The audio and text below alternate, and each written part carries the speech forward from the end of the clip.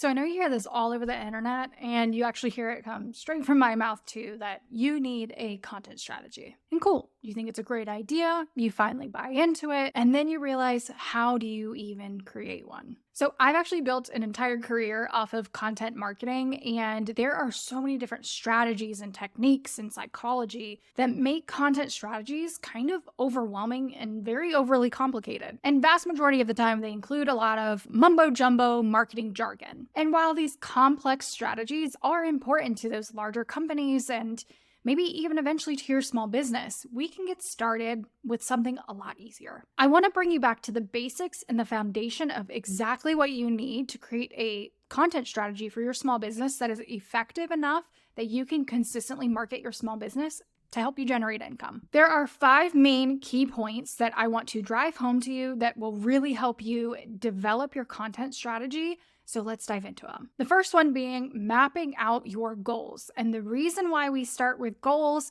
we have to kind of reverse engineer things when it comes to a content strategy. And before we even dive into content goals, you need to know your overall business goals. And I don't want to overcomplicate this. I simply want you to think about, what do you need to do to make a sustainable income for yourself in your business? Maybe you just need 5 clients a month for your web design business. Maybe you need to reach thousands or hundreds of thousands of people to sell your new book while you're on a book tour. Or maybe you're someone like me who's more infopreneur based and you have digital products. So you need to reach a lot of different people in a lot of different places to eventually funnel them onto your email list to sell those digital products. Your business objectives have to come first. And to keep this simple, write it down on a piece of paper, throw it into your favorite software, whatever works for you. But I want you to have just one overarching business goal that's going to help define your content strategy. Let's not overcomplicate it and simply write down the one that is going to help you make the most money. We're going to take that one overarching business goal and define a couple of different content strategy goals to help you reach that overall business goal. And now, I don't want you listening to random advice on the internet. You really need to start thinking about this for yourself and creating something that works for you and your small business. So let's go back to the example of needing just like 5 clients a month if you're a web designer. So what content goals can we create for you so that you can reach those 5 people that you need each and every month? So maybe the first one being, you want to try out a new Instagram content channel. Maybe something like going live and doing Q&A, or going live and showing the web design process. Or maybe this looks like having a private broadcast channel where you give people web design tips. Or maybe it's diving even deeper into creating Instagram Reels to show off your client work. Your second content goal can maybe look something like starting an email newsletter by giving people some kind of freebie. You can attract more people into your world with that freebie, provide them value with weekly emails, and eventually sell to them so that they can become a client or a customer. And maybe that third content goal is pitching yourself to other podcasts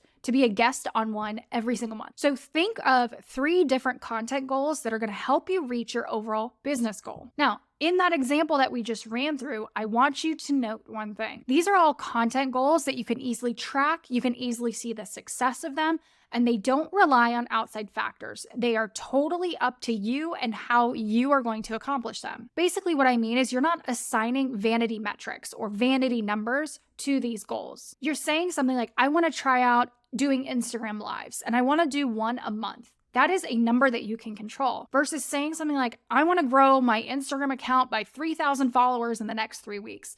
That is something that is actually outside of your control. Your goals should be within your reach and not susceptible to algorithm or outside factors. So getting into the second part of your content strategy is getting to know who you're actually talking to. And there's a really popular saying in marketing, and this is one that I actually adore because there's a lot of times marketing people say a lot of crazy things.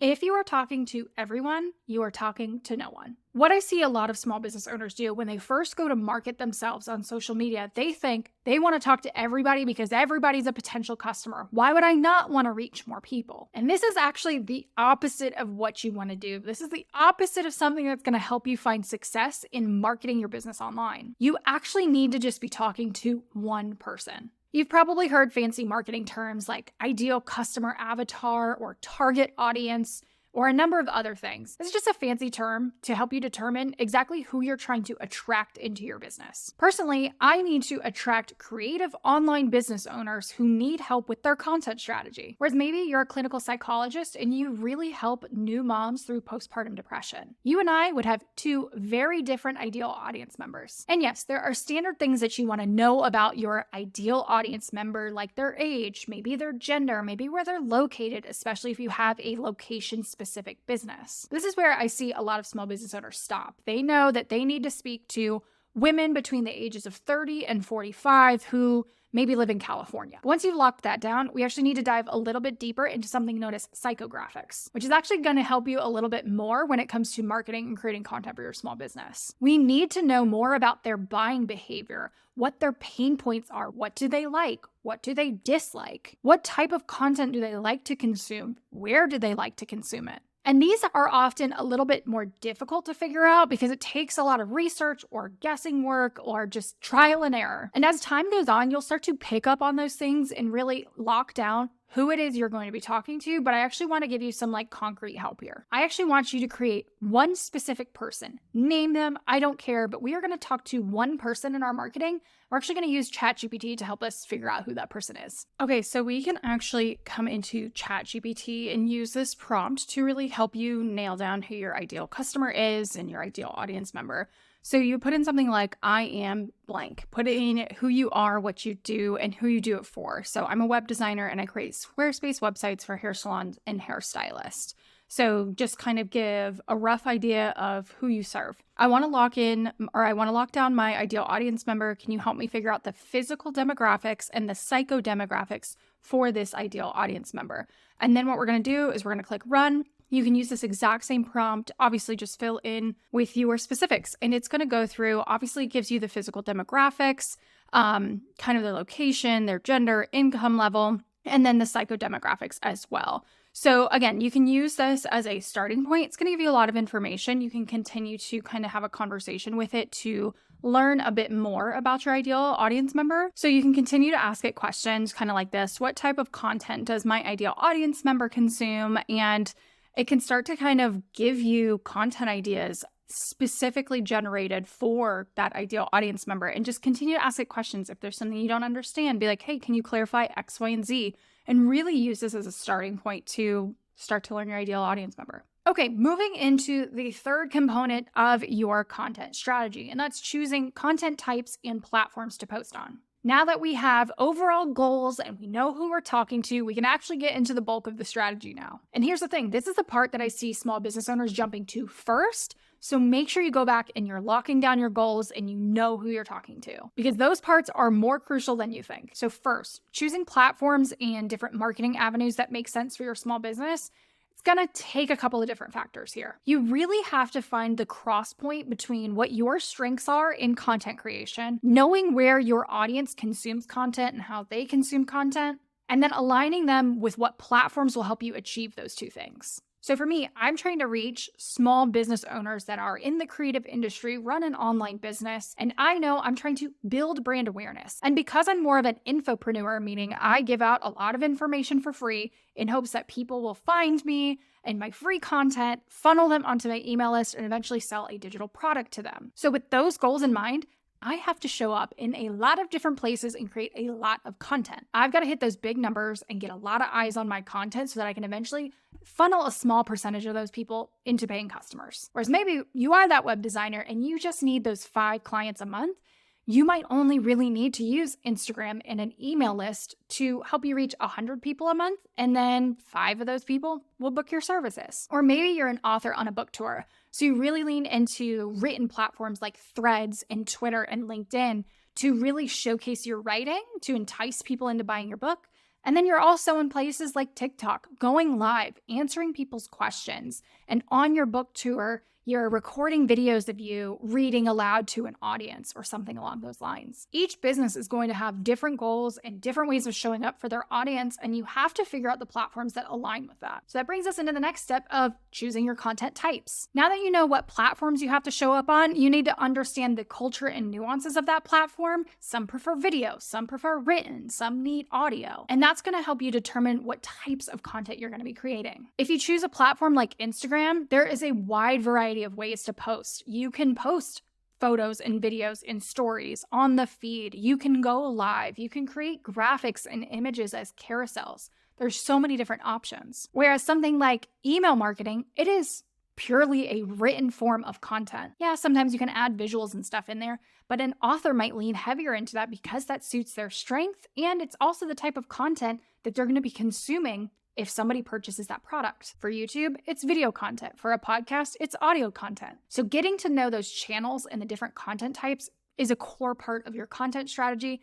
And again, it's going to vary business to business. So make sure you lock in the platforms that you're going to show up on and the types of content you're going to create in those platforms. Getting into the fourth part of your content strategy, this is actually building a content system, something I preach about all the time. And within the content system, there are a couple of things we need to talk about. You need to build a content workflow. Now that we know a whole lot about your content strategy, we have goals, we know who we're talking to, we know what we're going to post and where, we need a way to execute that. We need a plan to put all of that in action. And this is truly where a content workflow comes into play. And again, this is very specific to who you are and how you like to show up and create content.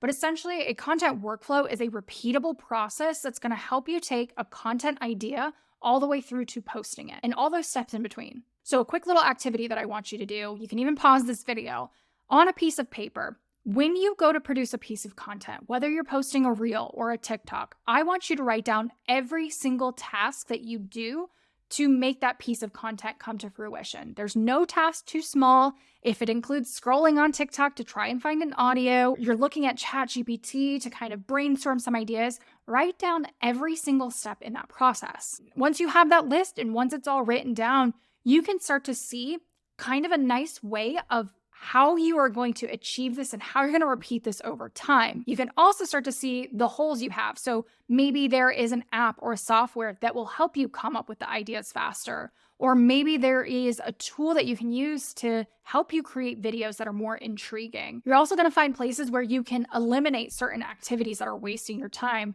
For me, a big one was scrolling on TikTok for 20 to 30 minutes to try and find inspiration. I knew that's something I needed to eliminate from my current content workflow. You can figure out things that you hate doing that you might be able to outsource. But once you've kind of figured all that out, you now have a concrete workflow of how you're going to create content for your small business and how you can do it over and over again consistently. When you first get started, vast majority of the time, you are just creating content in the moment. You have an idea, you go through your workflow and you get it posted, and that's totally fine. That's where a vast majority of people start. But I'm gonna tell you right now that that's not sustainable for the long term for a lot of different reasons, mainly because it's gonna lead to burnout and it's not gonna help you show up consistently. We actually need to start planning your content in advance and taking into account any personal time you need off. Do you have sales campaigns coming up? Do you want to launch a new product? Is there a big holiday that you need to account for all of these things when you're planning out your content? And in order to maintain that consistency, I actually want to give you guys a really cool tool. I have a free Airtable content planner template, and this is really going to help you lock down that content planning process. And then the last part of your content system is actually content analysis. And yes, analyzing your content actually needs to be built into your strategy. It might not be something that you feel comfortable doing with right away, and sometimes you need a lot more content and a lot more data points to use this to your advantage, but just know that analyzing your content is a key part of a strategy. Because the thing is, with your content strategy, we have to understand the content that you're creating. Is it helping you reach those overall content goals? And if those content goals are being met, are they helping you reach your business goals? We need measurements of success. In the marketing world, these are things known as like KPIs or ROI, and that's just key performance indicators, return on investment. Basically, is the content helping you do what it needs to do? And now, I don't want you to look at individual pieces of content every single day and see how many likes you're getting, how many comments you're getting, because that's only going to lead to a mental spiral and you're not going to feel good about it. Especially when you're first starting your content creation journey, the numbers aren't always going to be huge. That's okay. That's normal. But what I do want you to do is come up with a process that works best for you. Maybe you have your scheduling software generate a report for you at the end of the week and you kind of review your content as a whole. Or maybe once a month you see your top performing posts and analyze why those did so well and figure out how you can repeat that success over and over again. And then maybe once a quarter, this is kind of what I do, is I look at all of my content for that quarter, see what's working, find those trends and see what's not working and figure out how to pivot my content strategy a little bit. And now the last part of developing your content strategy, kind of the fun part. This is where we actually get to bring in a little bit of creativity, and that's going to be determining your brand voice and your visuals. Now, I do recommend at some point in your business, you do need to outsource this to a professional, because there is nothing like having a brand strategy, a brand built by a graphic designer, a web designer. These are all things that you can work towards. And while they're expensive to outsource at first, it is definitely something that you're going to want to do in the future. But in the meantime, we can do some of these things and DIY our way through it when you're just starting out on your content creation journey. But first, let's talk about your brand voice. There are so many different nuances to figuring out how you're going to talk to people online. You need to think about things like, do you want to sound more professional? Do you want to sound more casual? Do you have common language or terms that you like to use in your business that you want people to really recognize from you? For me, I like to use a bit of profanity, and I drop an F-bomb quite a bit in my content. Even so much so, when I went through my rebrand recently, I created a little icon with my brand designer, and she literally used the F word in the icon. That is just like a part of me, and it's a part of my brand. And I've built that into my copy, and I've built that into how I present myself online. Do you want to use any jargon, slang, profanity, emojis? Like, determine what that line is for you and figure out what you want to use and what you don't want to use. For me, I hate using marketing jargon, and I try to stay away from it as much as possible. Or if I have to use it, I figure out a way to break it down and make it easier for people to understand. But there are plenty of other people in my industry who use marketing jargon and marketing terms to really educate their followers, and it's just not something that I plan on doing. All of these things play a vital role in helping you show up and create content online. There's no right or wrong answer here. You just got to play around with it, see what sticks, see what feels good, and see what comes naturally to you. And then for your brand visuals, this is where you do kind of need to have some kind of logo. You need to have some fonts and colors and visual things that's going to help identify you as a brand. So graphic design and visual trends pop up on social media all the time, and we'll go through cycles of them. And what I want you to avoid doing is anytime one of these new trends come in, you don't want to completely switch out your visuals to meet that new trend, because it might go away in a couple of months. And what you want to have happen is, as people are scrolling through their feed and as they're consuming content, you want key identifiers so that when somebody is scrolling by, they instantly recognize that it is you, even if they don't see your face or if they don't see your handle. So for me, that's things like my color yellow. I have a very specific, distinct font that when people see it, they know that it's my content. And brand visuals, they're so much fun to play around with, so definitely test things out, but try and find something unique to you and unique to the way you want to show up online. So remember, we don't need to overcomplicate your content and social media strategy when you're first getting started or when you're ready to take the leap into heavier content creation for your small business. You just need to start with your goals, figure out who your ideal customer and audience member is, figure out what content to create and what platforms to use to attract those people,